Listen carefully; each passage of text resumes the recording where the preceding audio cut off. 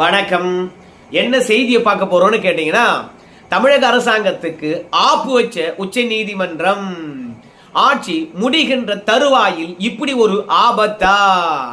உங்க எல்லாருக்குமே தெரியும், கிஷோர் கே சாமி அவர்கள் உச்ச நீதிமன்றத்தில் ஒரு மனுவை தாக்கல் பண்ணியிருந்தாரு. அந்த மனு ஆனது விசாரிக்கப்பட்டு இன்னைக்கு உச்ச நீதிமன்றமானது ஒரு உத்தரவை பிறப்பித்திருக்கிறது. இது திமுக அரசாங்கத்துக்கு பேர் அதிர்ச்சியை தரக்கூடிய ஒரு செய்தியா இருக்கிறது. இந்த ஆட்சி முடிகின்ற வரைக்கும் காலத்தை தள்ளிடலாம் அப்படின்னு நினைச்சாங்க. ஆனால் உச்ச நீதிமன்றமானது விட்டு வைக்கவே இல்லை. ஒரு பேர் அதிர்ச்சியை தந்திருக்கிறது. என்ன பேர் அதிர்ச்சி அப்படின்றத விரிவா இந்த வீடியோவில் பார்க்கலாம். உங்க எல்லாருக்குமே தெரியும், கிஷோர் கே சாமி அவர்கள் தமிழக அரசாங்கத்தை எதிர்த்து உச்ச நீதிமன்றத்தில் ஒரு வழக்கை பதிந்திருந்தாரு. அந்த வழக்கில் அவர் என்ன சொன்னாருன்னு கேட்டீங்கன்னா, உச்ச நீதிமன்றத்தினுடைய வழிகாட்டுதலின்படி தமிழக அரசாங்கமானது ஒரு நிரந்தர டிஜிபியை போட்டிருக்கணும். ஆனா இதுவரைக்கும் பொறுப்பு டிஜிபி மட்டும்தான் போட்டிருக்காங்க. இது உச்ச நீதிமன்றத்தினுடைய வழிகாட்டுதலுக்கு எதிராக இருக்கிறது. உடனடியாக நீதிமன்ற அவமதிப்பு வழக்க தமிழக அரசாங்கத்துக்கு எதிராக எடுக்கணும் அப்படின்னு போட்டிருந்தாரு மனுவை. உடனடியாக உச்ச நீதிமன்றமானது தமிழக அரசாங்கத்தை கூப்பிட்டது. ஏங்க, நாங்க நிரந்தர டிஜிபி அல்லவா போட சொன்னோம், ஆனா நீங்க ஏன் நிரந்தரமான டிஜிபி போடல அப்படின்னு சொல்லிட்டு கேட்டாங்க. அதுக்கு தமிழக அரசாங்கத்துடைய சார்பில், ஐயா எங்க கிட்ட டிஜிபி ஒருத்தர் இருந்தாரு, சங்கர் ஜிவால், அவரு ரிட்டையர்மெண்ட் ஆயிட்டாரு. அதற்கு பிறகு எங்க கிட்ட டிஜிபி இல்ல. உடனடியாக நாங்க யூபிஎஸ்சிக்கு வந்து கடிதம் எழுதணும். ஏன்னா யூபிஎஸ்சினுடைய புதிய சட்ட திட்டங்களை பொறுத்த வரைக்கும் டிஜிபி நியமனத்துல ஒரு குழப்பத்தை ஏற்படுத்துற மாதிரி இருக்கிறது. சோ இந்த குழப்பத்தை தீர்க்கும் விதமாக சில பரிந்துரைகளை நாங்க யூபிஎஸ்சிக்கு எழுதி அனுப்பியிருந்தோம். ஆனா யூபிஎஸ்சி வந்து பாத்தீங்கன்னா அதை ஏற்றுக்கொள்ளவே இல்லை அப்படின்னு தமிழக அரசாங்கம் சொல்லிச்சு. அப்படி என்ன எழுதி அனுப்பியிருக்காங்க அப்படின்னு பார்க்கும்போது, யூபிஎஸ்சியில புதிய டிஜிபியை கண்டறிய வேண்டும் என்றால் தமிழகத்தின் சார்பில் யூபிஎஸ்சி குழுவில் வந்து தமிழக டிஜிபியும் இருந்து தமிழகத்துக்கு அடுத்த டிஜிபி யாரு அப்படின்னு தேர்ந்தெடுக்கணும். ஆனா தமிழகத்துல தான் டிஜிபியே இல்லை இல்லையா? அதனால தமிழக அரசாங்கமானது எங்க கிட்ட டிஜிபி இல்லைங்க, யூபிஎஸ்சி குழுவில் டிஜிபியை தேடுறதுக்காக, அதனால நாங்க கூடுதல் உள்துறை செயலாளரை நாங்க அனுப்பி வைக்கிறோம், அவரை வச்சுக்கிட்டு நீங்க எங்களுக்கான புதிய டிஜிபியை கண்டறிந்து அனுப்புங்க அப்படின்னு சொன்னோம். ஆனா அவங்க அதை ஏற்றுக்கொள்ள மாட்டாங்க. அது மட்டும் இல்ல, தமிழகத்துல டிஜிபியாக நியமிக்க வேண்டும் என்றால் அவங்க சட்டம் ஒழுங்கு, மண்டலம் மற்றும் உள்துறை இது போன்ற பணிகள்ல அந்த காவல்துறையை சேர்ந்த அதிகாரி 10 ஆண்டு காலம் பணிபுரிந்திருக்க வேண்டும் என்று சொல்றாங்க. நம்ம கிட்ட மூத்த அதிகாரிகள் இருக்கிறாங்க. ஆனால் அவங்க சொல்லுகின்ற 4 துறையில வந்து 10 ஆண்டு காலம் பணிபுரிந்தவர்கள் நம்ம கிட்ட இல்ல. மற்ற துறையில பணிபுரிந்தவர்கள் இருக்கின்றார்கள். சட்ட ஒழுங்கெல்லாம் அனுபவமே இல்லையான்னு கேட்கும் போது அதுல அனுபவம் இருக்குது, ஆனா 10 ஆண்டு காலம் தொடர்ச்சியா இல்லைங்களே, என்ன பண்றது? அதனால யூபிஎஸ்சினுடைய தேடுதல் குழுவில் போட்டிருக்கக்கூடிய புதிய நிபந்தனைகள் வந்து எங்களால நிறைவேற்ற முடியல, நாங்க என்னங்க பண்றது அப்படின்னு சொல்லிட்டாங்க. உடனடியாக உச்ச நீதிமன்றமானது யூபிஎஸ்சிக்கு வந்து சில பரிந்துரைகளை செய்திருக்கிறது. ஏங்க, தமிழகத்துக்கு நிரந்தரமான டிஜிபி நியமிக்கப்பட வேண்டும். அதனால தமிழக அரசாங்கமானது ஒரு வாரத்துக்குள்ளாக ஒரு 3 பேரை கண்டறிந்து யூபிஎஸ்சிக்கு அனுப்பி வைப்பாங்க. அப்படி அனுப்பி வைக்கின்ற 3 பேர்ல தமிழகத்துக்கான டிஜிபியை நீங்க தேடி அனுப்பணும் 2 வாரத்துக்குள்ளாக அப்படின்னு யூபிஎஸ்சிக்கு வந்து பாத்தீங்கன்னா உச்ச நீதிமன்றமானது அதிரடியா உத்தரவு போட்டிருக்குது. அது மட்டும் இல்ல, தமிழக அரசாங்கத்துக்கு சில சலுகைகளும் உச்ச நீதிமன்றமானது வழங்கி இருக்கிறது. ஏன்னா தமிழக அரசாங்கத்துல தான் வந்து டிஜிபி இல்லை இல்லையா? அதனால தேடுதல் குழுவில் வந்து தலைமைச் செயலாளரை நீங்க சேர்த்துக்கணும். இரண்டாவது, தமிழகத்துல டிஜிபி அந்தஸ்து உள்ள ஒரு காவல்துறை அதிகாரிய யூபிஎஸ் வந்து பாத்தீங்கன்னா எடுத்துக்கணும். மொத்தமாக தமிழக அரசாங்கமானது 2 அரசு அதிகாரிகளை அனுப்பி வைக்கும். அது மட்டும் இல்ல, ரெண்டாவது, நீங்க டிஜிபியா தேடுறவங்க இருக்காங்க இல்லையா, அவங்க 10 ஆண்டு காலம் வந்து உள்துறை, சட்டம் ஒழுங்கு இது போன்ற துறைகள்ல வேலை பார்த்துன்னு சொன்னீங்க இல்லையா, அந்த விதியும் நாங்க தளர்த்துறோம். இருக்கின்ற அனுபவத்தின் அடிப்படையில நீங்க புதிய டிஜிபியை வந்து பாத்தீங்கன்னா 3 பேர் பரிந்துரைக்கிறாங்கன்னா அதுல ஒருத்தரை நீங்க கண்டிப்பாக தமிழக அரசாங்கத்துக்கு தேடி கொடுத்து தான் ஆகணும் அப்படின்னு உத்தரவிட்டு இருக்கின்றார்கள். மொத்தத்துல கிஷோர் கே சாமி அவர்கள் போட்டிருக்கின்ற மனுவின்படி பார்க்கின்ற பொழுது தமிழக அரசாங்கமானது என்ன விரும்பிச்சோ அந்த சலுகைகளை உச்ச நீதிமன்றமானது வழங்கியிருக்கிறது. இது தமிழக அரசாங்கத்துக்கு ஒரு நல்ல வாய்ப்பு என்று தான் நினைக்கிறேன். ஏன்னா அவங்களுக்கு வேண்டப்பட்டவர்கள் 4 ஆண்டு காலம் அனுபவம் பெற்றிருந்தா கூட அந்த 3 பேரை வந்து பாத்தீங்கன்னா அனுப்பி வைப்பாங்க தமிழக அரசாங்கம். திமுக அரசாங்கத்துக்கு யார் விசுவாசமா இருக்கின்றார்களோ அவங்கள அனுப்பி வைப்பார்கள். ஏற்கனவே நம்முடைய எடப்பாடி பழனிசாமியும் சரி, அதே மாதிரி அண்ணாமலையா இருந்தாலும் சரி, நயனார் நாகேந்திரன் அவர்களா இருந்தாலும் சரி, இப்ப கிஷோர் கே சாமி இருக்காரு அவரா இருந்தாலும் சரி, என்ன பொது தளத்துல குற்றச்சாட்டு வச்சிட்டு இருப்பாங்கன்னு கேட்டீங்கன்னா, ஐயா ஏற்கனவே நல்ல அனுபவம் பெற்றவர்கள்லாம் இருக்கிறாங்க, மூத்த அதிகாரிகள், அவங்க எல்லாம் டிஜிபியா போடலாம் இந்த அரசாங்கம். ஆனா இந்த அரசாங்கம் சொல்படி அவங்க கேட்டு தலையாட்ட மாட்டாங்க. அதனால திமுக அரசாங்கம் என்ன சொல்லுதோ அதை கேட்டு தலையாட்டுக்கின்றவங்களை பொறுப்பு டிஜிபா போட்டிருக்காங்க. அப்படி பொறுப்பு டிஜிபா போட்டதுனாலதான் இன்னைக்கு தமிழகத்துல சட்டம் ஒழுங்கானது ஒட்டுமொத்தமாக கெட்டு போய் கிடக்கிறது.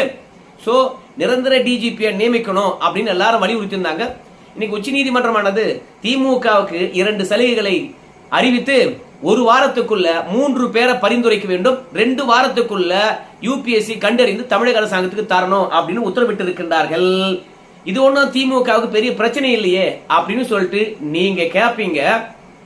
இப்போ நிரந்தரமாக டிஜிபி நியமிக்கப்பட்டால் 2 வாரத்துக்கு பிறகு நம்ம ஈடியானது நம்ம கே நேரு இருக்காங்க இல்லையா, கே நேரு அவர் மீது வழக்கு பதிய சொல்லி 3 முறை பாத்தீங்கன்னா ஆதாரங்கள் அடிப்படையில் கடிதம் எழுதி பொறுப்பு டிஜிபிக்கு பாத்தீங்கன்னா வலியுறுத்தி இருக்கின்றார்கள். கே நேரு இந்த அளவுக்கு ஊழல் பண்ணிருக்காருங்க, உடனடியாக அவர் மீது எஃப்ஐஆர் போடுங்க.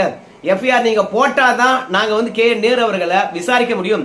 சட்டவிரோதமான பண பரிவர்த்தனையானது நடந்திருக்குது நம்முடைய கே நேரு அவருடைய ஊழல் விஷயத்துல அப்படின்னு சொல்லி இருக்கிறாங்க.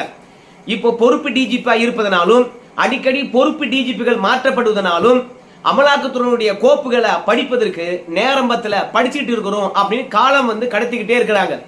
ஆனால் ஒருவேளை நிரந்தரமான டிஜிபியை போட்டான்னு வச்சுங்களேன், தமிழக அரசாங்கத்துல வேலை பார்க்கக்கூடிய அதிகாரிகளா இருக்கலாம், இல்ல தமிழக அமைச்சரவையில் இருக்கக்கூடிய அமைச்சர்களா இருக்கலாம், யார் மீதெல்லாம் ஊழல் புகார் இருக்குதோ ஆதாரத்துடன் அமலாக்கத்துறையானது கடிதம் எழுதி வழக்கு பதிவு செய்யணும்னு சொன்னாங்களோ அவங்க மீதெல்லாம் ஒட்டுமொத்தமாக வழக்க பதிந்து விடுவார்கள். அப்படி வழக்க பதிந்திட்ட பிறகு ஒருவேளை ஆட்சி மாற்றம் வந்துச்சுன்னு வச்சுங்களேன், அதுக்கப்புறம் ஒரு அமைச்சர் கூட வெளியே இருக்க மாட்டாங்க. நம்ம ஈடி தந்த ஆதாரத்தின் அடிப்படையில் எஃப்ஐஆர் போட்டதுனால ஈடியானது டக்குன்னு உள்ள உக்காந்திக்கும். சோ விசாரணை என்ற பெயர்ல அமைச்சர்களை கூப்பிட்டு விசாரிப்பார்கள். மாறுபட்ட கருத்துக்களோ மாறுபட்ட ஆதாரங்களோ தருகின்ற பொழுது நிச்சயமா அமைச்சர் பெருமக்கள் கைதாவதுக்கும் வாய்ப்பு இருக்கிறது. இப்போ பொறுப்பு டிஜிபி இருக்கிறாரு, ஆனா தப்பிச்சிட்டு இருக்காங்க. ஒருவேளை நிரந்தரமான டிஜிபி வந்தாருன்னா கண்டிப்பா வழக்கு பதிந்து ஆக வேண்டிய கட்டாயத்தில் இருப்பாங்க. 2வது தமிழக அரசாங்கத்தை பொறுத்த வரைக்கும் இதுவரைக்கும் டிஜிபியை நியமிக்காம இருந்தாங்க. இப்ப உச்ச நீதிமன்றம் டிஜிபியை நியமிச்சே ஆகணும் அப்படின்னு சொல்லி இருப்பதனால இப்போ திமுக அரசாங்கத்துக்கு நெருக்கமா இருக்கிறாங்களோ நெருக்கமா இல்லையோ, சோ உச்சபட்ச அனுபவம் யாருக்கு இருக்குதோ அவங்கள பாத்தீங்கன்னா யூபிஎஸ்சிக்கு பரிந்துரை பண்ணணும். இவங்க பரிந்துரை பண்றவங்க பாத்தீங்கன்னா வயதிலும் சரி அனுபவத்திலும் சரி அதிகாரிகள் இருக்கிறாங்க. அவங்க எல்லாம் விட்டுவிட்டு ஆனா அனுபவத்திலும் வயதிலும் குறைவா இருக்கக்கூடியவங்களை எங்களுக்கு பரிந்துரை பண்ணிருக்காங்க அப்படின்னு உச்ச நீதிமன்றத்தில் சொல்றாங்க. உச்ச நீதிமன்றமானது உடனடியாக தமிழக அரசாங்கத்துக்கு எதிராக கண்டனம் எடுத்துரும். அப்ப நீதிமன்ற அவமதிப்பு வழக்கானது அமுலாச்சுன்னு வச்சுக்கலாம். அதுவும் திமுக அரசாங்கத்துக்கு பெரிய சிக்கல்.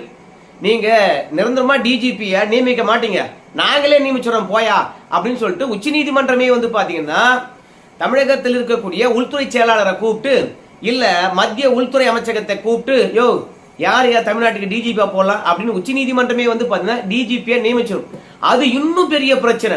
அதனால தமிழகத்தை பொறுத்த வரைக்கும் நம்ம முதலமைச்சர் ஐயா பொறுத்த வரைக்கும் யார் இப்போ அனுபவத்திலும் சரி மூத்த காவல்துறை அதிகாரிக்காரோ அவங்கள தான் 3 பேரை பரிந்துரைக்கணும். ஆனா அந்த 3 பேரும் திமுக அரசாங்கம் சொல்படி கேட்டு நடக்கிறவங்களா இருந்தா பிரச்சனை இல்லை. ஒருவேளை நான் சட்டத்தின்படி தான் நடப்பேன், நேர்மையா தான் நடப்பேன், எனக்கு என்ன இன்னும் 1 வருஷமோ 2 வருஷம் தான் எனக்கு சர்வீஸ் இருக்குது, அதனால என்ன டிஜிபா போட்டீங்கன்னா நான் ஒழுங்கா சேவை செய்வேன் அப்படின்னு சொல்லிட்டு தன்னுடைய கடமையை ஒழுங்கா செஞ்சாருன்னு வச்சுங்களேன், திமுக அமைச்சர் மீது இருக்கக்கூடிய எல்லா வழக்கு மீதும் எஃப்ஐஆர் போட்டுருவாரு. அதுக்கப்புறம் சோலி முடிஞ்சது. ஆக மொத்தத்துல எப்படியா இருந்தாலும் சரி இப்ப டிஜிபியை நியமிச்சே ஆகணும். இப்ப நாம பரிந்துரைக்க போகின்ற டிஜிபி நம்ம பேச்சை கேட்பாரா? ஆட்சி முடிகின்ற தருவாயில நம்முடைய பேச்சை கேட்பாரா? இதற்கு முன்பெல்லாம் பாத்தீங்கன்னா நம்ம பேச்சை கேட்டிருக்கலாம். நம்ம அதிகாரத்தில் இருப்பதனால பயந்து கூட நமக்கு நெருக்கமா இருந்திருக்கலாம். ஆனா நம்ம ஆட்சி முடிய போது இன்னும் 1 மாசத்துல அப்படின்னு சொல்லுகின்ற போது டிஜிபியா வந்தார்னு வச்சுங்களேன், நம்ம சொல் பேச்சு கேட்டு நடப்பாங்களா அப்படின்ற சந்தேகம் இயல்பாகவே இருக்கும். அதனால 1 வாரத்துக்குள்ள யாரை பரிந்துரைக்கிறாங்க அப்படின்னு பொறுத்து பார்க்கலாம். நிச்சயமாக இது திமுகவுக்கு பெரிய ஆபத்தா முடிவதற்கான வாய்ப்பு இருக்கிறது. அதே அரசாங்கம் வந்தா கூட இப்ப திமுக அரசாங்கமே மீண்டும் 2026 தேர்ந்தெடுக்கப்பட்டாலும் இப்ப டிஜிபியா போடுறாங்க தெரியுமா, அவங்க இடி வந்து ஆதாரத்தை கொடுத்துருக்கு இல்லையா, அந்த ஆதாரத்தின் அடிப்படையில் அமைச்சர்கள் மீது வழக்கு போட்டே ஆகணும். அப்போ அப்படி போட்டுட்டாங்கன்னு வச்சுங்களேன், அடுத்த நொடியே அந்த வழக்குல தன்னை இணைத்துக் கொள்ளும் இடி. ஆனா இடி வழக்கு நம்ம பார்க்கலையா, டாஸ்மார்க்ல என்னாச்சு, கடைசியில மன்னிப்பு கேட்டுவிட்டு அல்லவா ஓடினாங்க, உச்ச நீதிமன்றம் வரைக்கும் ஓடினாங்க. உச்ச நீதிமன்றமானது கோடைக்கால விடுமுறைக்கு பிறகு விசாரிக்கணும்னு சொன்னாங்க. அதுக்கப்புறம் அந்த வழக்கு என்னாச்சுன்னே தெரியல. அமலாக்கத்துறையானது அந்த வழக்கை எப்படி கைவிட்டதுன்னே தெரியல. ஆகாஷ் பாஸ்கரன் கிட்ட அமலாக்கத்துறையானது மன்னிப்பு கேட்டது. அதனால ஈடிலாம் ஒன்னும் திமுக பண்ணிடாது. எப்படி ஈடிக்கு பதிலடி கொடுக்கணுமோ அப்படிலாம் ஈடிக்கு பதிலடி கொடுப்பாங்க. நம்முடைய செந்தில் பாலாஜி அவர்களை ஈடி கைது பண்ணாங்க. ஆனா திமுக அரசாங்கம் என்ன பண்ணுச்சு, செந்தில் பாலாஜியை கைது பண்றதுக்கு காரணமா இருந்த இடி ஆபீசர்களே கைது பண்ணி உள்ள வச்சாங்க. சோ திமுகவுக்கு எல்லா விதமான ஐடியாவும் தெரியும், அவங்க தொட்டே பார்க்க முடியாது. யாரு நினைச்ச நீ அப்படின்னு சொல்றவங்களும் இருக்காங்க. ஆனால் ஆட்சி முடிகின்ற தருவாயில அதிகாரிகளை பொறுத்த வரைக்கும் கொஞ்சம் நேர்மையா தான் நடந்துக்குவாங்க. அது மட்டும் இல்ல, அவங்களுடைய சர்வீஸ் ஆனது முடிய போகுது. பணி முடிகின்ற தருணத்துல அவங்க ரொம்பவே நேர்மையா நடந்துக்குவாங்க. ஏன்னா இத்தனை ஆண்டு காலம் உழைத்து விட்டு கடைசி நேரத்துல அவங்க மீது ஏதாவது கருப்பு புள்ளி வந்துச்சுன்னு வச்சுங்களேன், பணி ஓய்வுக்கு பிறகு பணி கொடை கொடுப்பாங்க இல்லையா, ஓய்வுக்கு பிறகுலாம் பென்ஷன்லாம், அதெல்லாம் வந்து சீக்கிரமா சரியா கிடைக்கணும்னு வச்சுங்களேன், அவங்க நேர்மையா பணிபுரிந்து எந்த பிரச்சனையும் சிக்காம ஓய்வு பெற வேண்டும். அப்படி ஓய்வு பெற்றால் தான் பணி நிறைவுக்கு பிறகு எல்லா ஓய்வூதிய பலன்களும் அழகா கிடைக்கும். இல்ல அவங்க எதுவும் சரியா செய்யல அப்படின்னு உள்துறை அமைச்சகமோ இல்ல தமிழகத்தில் இருக்கக்கூடிய நம்ம தமிழ்நாடு அரசாங்கமோ நினைச்சாங்கன்னா பிளாக் மார்க் வச்சிருவாங்க. அதுக்கப்புறம் ஓய்வு பெற்ற பிறகு கூட எந்த ஒரு ஓய்வூதிய பலனும் கிடைக்காது. அதனால தமிழக அரசாங்கத்துக்கும் சார்பா இல்லாம மத்திய அரசாங்கத்துக்கு எதிராக இல்லாம இடி சொல்லுகின்ற விஷயங்களை கண்டிப்பா செஞ்சு முடிப்பாங்க. அதனால எப்படி போனாலும் சரி, எப்படி கூட்டி கழிச்சாலும் சரி, திமுக அரசாங்கத்துக்கு ஆட்சி முடிகின்ற தருணத்துல பெரிய ஆபத்துல வந்து சிக்கி இருக்கின்றார்கள். ஒருவேளை தேர்தலுக்கு முன்பாகவே இந்த வழக்கெல்லாம் வந்து எஃப்ஐஆர் போட்டாங்கன்னு வச்சுங்களேன், உடனடியாக இடி வரதுக்கான வாய்ப்பு இருக்குது. தேர்தல் தருணத்துல தேர்தல் பணியாற்ற வேண்டிய பல அமைச்சர்கள் உள்ள போறதுக்கான வாய்ப்பும் இருக்கிறது. என்ன நடக்க போகுது என்பதெல்லாம் பொறுத்து பார்க்கலாம். நாம பேசுறது அதீத கற்பனையோ என்று கூட எனக்கு எண்ணம் தோன்றுகிறது. ஏன்னா திமுகவால சாதிக்க முடியாது ஒண்ணுமே இல்லை. இன்னைக்கு யூபிஎஸ்சியை பொறுத்த வரைக்கும் எங்களுடைய சட்டத்திட்டம் இது, அந்த சட்டத்திட்டம் படி வந்து ஆட்களை அனுப்புங்கன்னாங்க. ஆனால் திமுக உச்ச நீதிமன்றத்துல அந்த சட்டத்திட்டத்தையே உடைச்சு அவங்களுக்கு யார் ஆபீசரா போட்டு புதிய டிஜிபியை தேர்ந்தெடுக்க வேண்டும் நினைச்சாங்களோ அதே மாதிரியான ஒரு சலுகையை உச்ச நீதிமன்றத்துல வாங்கிட்டு வந்துட்டாங்கன்னா தமிழக அரசாங்கம் எவ்வளவு டேலண்ட் பாருங்க. அதனால திமுகவை நம்ம குறைத்து மதிப்பிட முடியாது. சோ புதிய டிஜிபி வரட்டும், என்ன பண்றான்னு பொறுத்து பார்க்கலாம். சங்கர் ஜிவாலும் இருந்தாரு, கஞ்சாவை ஒழிக்கிறேன்னு சொன்னாரு. கஞ்சா 2.0, கஞ்சா 3.0, கஞ்சா 4.0ன்னாரு. ஆனா கஞ்சா ஒழிஞ்ச பாடே கிடையாது. ஸோ மொத்தத்தில் அவரும் சைக்கிள் ஓட்டி ஆக்டிங் பண்ணாரு. இந்த அரசாங்கத்தில் இருக்கக்கூடிய முதலமைச்சரும் சைக்கிள் ஓட்டி ஆக்டிங் பண்ணாரு. ஸோ மொத்தத்தில் தமிழக மக்கள் கடைசி வரைக்கும் ஏமாளி தான். பொறுத்து பார்க்கலாம் நல்லது நடக்குதான்னு சொல்லிட்டு. நன்றி நண்பர்களே.